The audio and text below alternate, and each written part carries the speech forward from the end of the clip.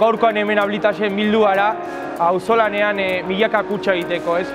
Dune Euskal Herriko txoko ezberdinetatik jendea batu gara, Leitzatik, Ablitasetik, Askantetik, Tuteratik, Bianatik, Lodosatik, jende ezberdina batu gara hemen kutxa horien montatzeko, ez? Milaka kutxa egiteko.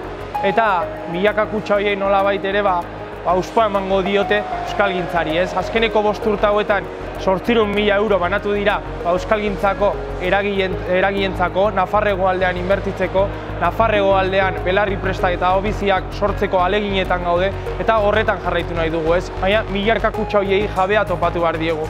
Eta jabea topatzeko erronka bat luzatuko diogu Euskal Herriari. Ohiko kontsumitzailei esan nahi diogu, beste pertsona bat topatzeko, beste pertsona bat konbentzitzeko saskia hartuko duena. Orduan, egingo duguna da, eskatu eta konbentzitu.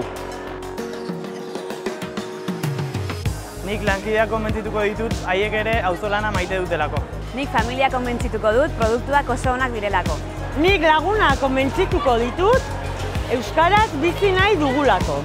Nik nire lagunen gurasoak konbentzitu ditut, haiek ere herri bat eraiki nahi dutelako.